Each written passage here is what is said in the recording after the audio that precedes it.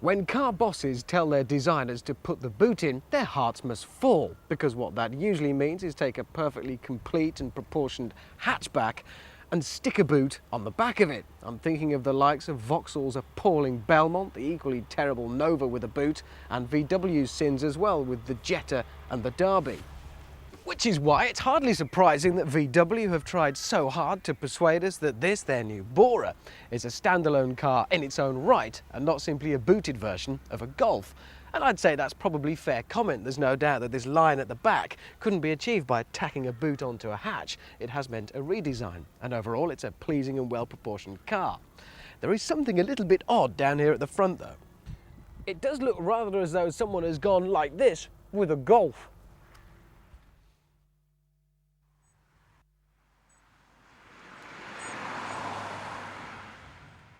In some countries, the saloon is seen as a rather prestigious alternative to an otherwise pretty pedestrian hatchback. That's in some countries, but not in this one. In this country, in fact, the only time we see as a saloon is vaguely desirable is when it comes from a manufacturer who builds them only as a saloon and not as a hatch.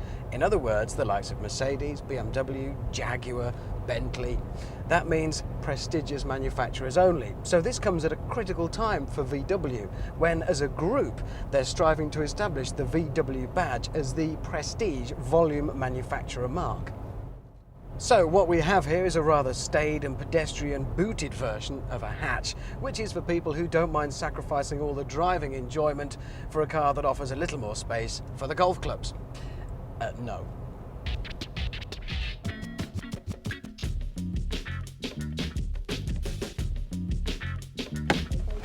Because having a boot is about more than just a big lump of metal stuck on the back of the car and somewhere to put your golf clubs. In fact, the boot itself has a big role to play in the stiffness of the whole structure of the car. Because all of this stuff around here means for a more stiff car. In fact, it's more stiff than the equivalent hatch, which means this car is less likely to twist under load when you're driving it hard. So in fact, the saloon is the better sporting drive than the hatch. And as we've spoken so much about the boot on this thing, and it is a saloon, we better have a quick look, and I can tell you, it's enormous. I mean, really big.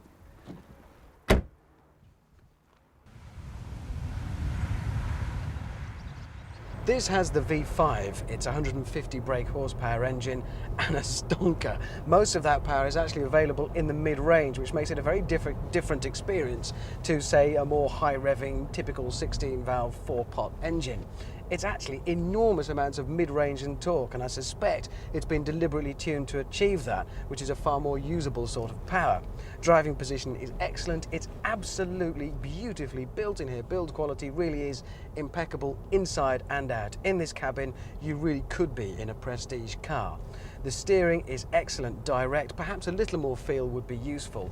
The gearbox, no complaints at all. For me, the gear change is ideal. It's slick, but positive, and a bit notchy towards the end, but you know you've got it in gear, which is comforting to know. The chassis, predictably, is excellent. You can certainly see its pedigree. Start to push it through a sequence of bends at any kind of speed, and it grips beautifully. In this instance, we have rather large 17-inch wheels and big tyres to keep plenty of grip there, but I'm sure they all share the same excellent basic chassis dynamics.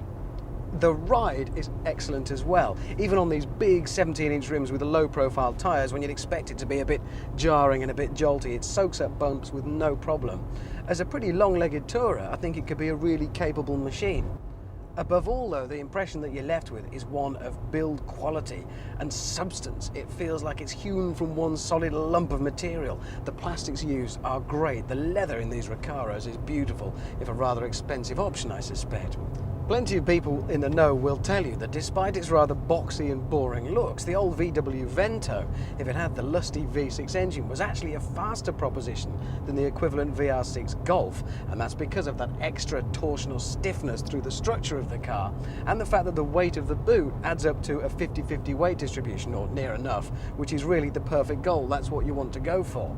And another reason to put the boot in, if you needed any more encouragement, is that if you're buying second hand, you might like to know that you can get the equivalent of an $8,000 or so sporty hot hatch Golf in a Vento for about $4,000 or $5,000, which is a sizable saving and a lot of performance for not much money. At a shade under £20,000 for this car, it might sound like quite a lot for a VW, but don't forget it does have pretty much the build quality of a BMW or an Audi, and whereas with either of those manufacturers, for this money you'll get a basic entry level with nothing beyond the horn and indicators as standard, in this instance you've got a beautiful interior, luxuries like satellite navigation and CD remote control, air conditioning is automatic, and don't forget that beautiful lusty V5 engine. We do so love to give our cars labels, and the good news for Volkswagen is that this is probably not going to be known as the VW Golf with a boot. The bad news is that it probably is going to be known as the poor man's BMW.